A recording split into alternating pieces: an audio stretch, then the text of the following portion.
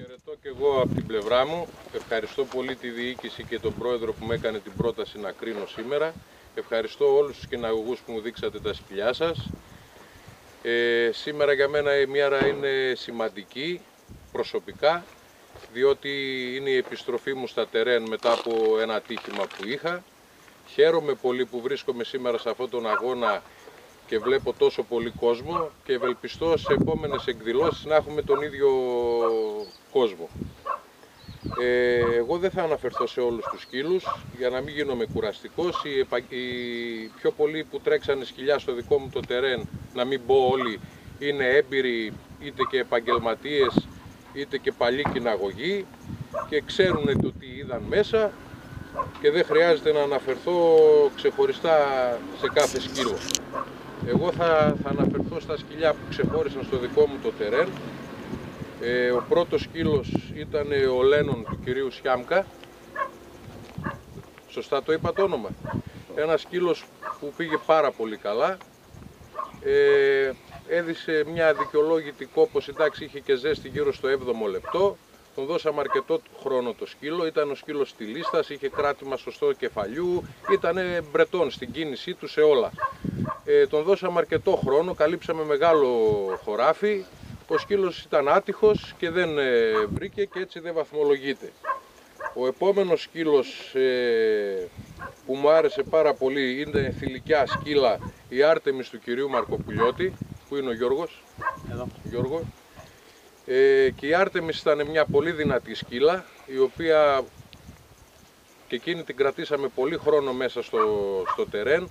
Της δείξαμε 2-3 ξεχωριστά, ας το πούμε, πλευρές του τόπου, μπας και βρούμε πουλιά για να μπας και μπει η σκύλα στη βαθμολογία, αλλά και αυτή η σκυλίτσα ήταν άτυχη, είχε ένταση και αυτή πολύ καλό κράτημα κεφαλιού.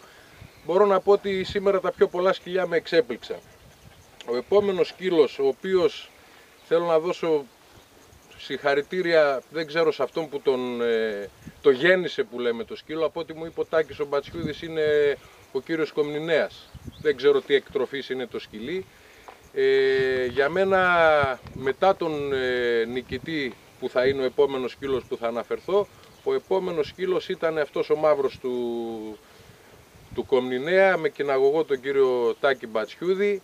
Ο σκύλος ήταν κυριολεκτικά ακατάπαυτος. Έπεσε μέσα στο μεγαλύτερο λιοπύρι της ημέρας και μας πήγε τάπα που λέμε. Πολύ καλό σκύλος, τον δώσαμε αρκετό χρόνο, καλά τερέν, αλλάξαμε κιόλας, πήγαμε και από τη μια πλευρά και από την άλλη, αλλά δυστυχώς και αυτός ο σκύλος δεν μπόρεσε να βρει και να βαθμολογηθεί.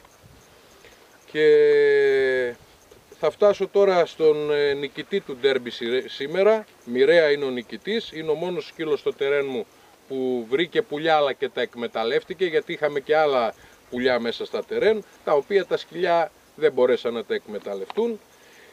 Αυτός ο σκύλος είναι ο Φαρούκ, πες μου το επίθετό σου, του κυρίου Λιολιοσίδη Θόδωρο, με κυναγωγό τον Τάκη τον Μπατσιούδη. Και είναι ο νικητής του ντέρμπι με το χαρακτηρισμό πρώτος εξαίρετος. Δεν του δίνω σε ασέ, γιατί ο σκύλος είναι 1 χρόνων, είναι 11 στα 12 μηνών. Πιστεύω πως σε τόσο μικρή ηλικία το ΣΕΑΣΕ είναι βαρύ. Μακάρι να τον κρίνω και άλλη φορά, να είναι πιο όριμος ο σκύλος για να έχω και εγώ περισσότερες απαιτήσεις απέναντί του και να του δώσω όχι 1 και 10 ΣΕΑΣΕ. Σε ευχαριστώ πολύ, να είστε καλά και του χρόνου να είμαστε γεροί. Έλα Τάκη. Θοδωρή, μπορείς να δώσεις την κάμερα σε κάποιον άλλο και να έρθεις. Έλα Θοδωρή, κράτα το εσύ. Συγχαρητήρια σε όλους και πάλι.